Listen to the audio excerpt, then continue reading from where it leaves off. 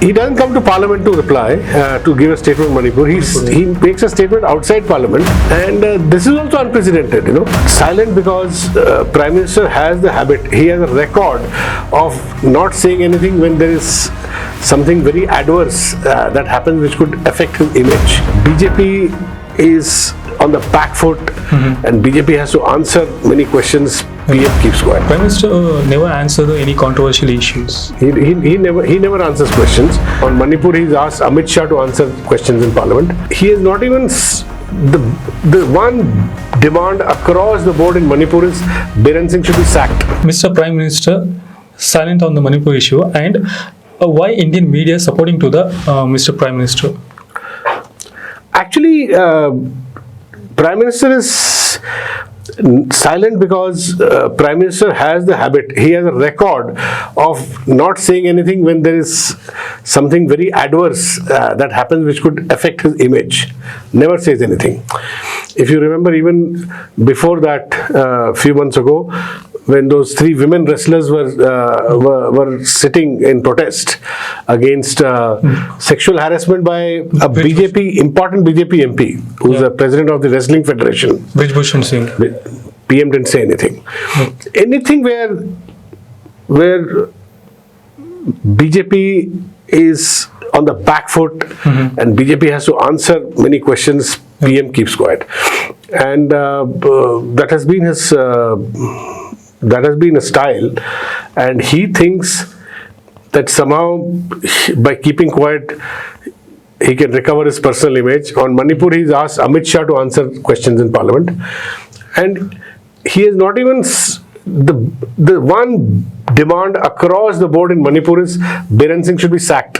He's not done that. Last week, Mr. Home Minister Amit Shah said, this is a law and order issue. Prime Minister won't answer this question. So we are answering, we are ready to debating. Why are you escaping? He is asking the question against opposition. This is not a law and order issue. This is the most serious mass tragedy that has occurred in the last 10 years during Mr. Modi's tenure. Even otherwise, in Northeast, such mass violence and destruction has not happened in the last 15 years. In fact, I spoke to a bureaucrat who's from the Manipur cadre, who's retired now. He said that at least for 15 years there was relative peace in Manipur. It's all gone back. The clock has gone back to that period, and now there is fear that this is spreading to Mizoram and the various tribes which are sympathetic to cookies from Mizoram, for instance. There's a big protest against the Meiteis of Manipur, the majority tribe of Manipur, and people say that this could spill over to the Naga tribes also. It could spill over to Assam also. So there is a big danger that the entire Northeast could get engulfed. So this cannot be called a law and order situation. This is a very serious political turmoil. It's a civil war.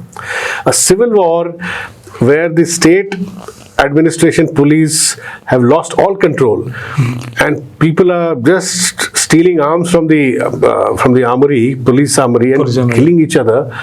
Cannot be called a law and order situation. No? It's a perfect situation for governor's rule, which of course for some reason BJP is fully backing Biren Singh. Now we don't know why Biren Singh is so important for this government, just as Brijbhushan Singh was so important that he could not be sacked, so for a long time, right? So there is there are a lot of questions about the way this government is dealing with these situations. So there is one. BJP seems to, even Prime Minister Modi seems to think that he's personally so popular that it won't affect him, but that is not the case. It is slowly, it's affecting his image, definitely. Yeah. Then Prime Minister never answered any controversial issues. He never answers questions. He doesn't come to Parliament to reply, to give a statement on Manipur. He makes a statement outside Parliament. And this is also unprecedented, And the BJP spokespersons on TV say, what is the difference? It's just a technical issue whether he speaks inside Parliament or outside Parliament. Imagine they're comparing a statement outside Parliament and inside Parliament, and now there is somebody has compiled statistics to show that this PM has his attendance in Parliament has been the least among Prime Ministers of the last 30 years. His participation in debates is the least. His attendance is the least.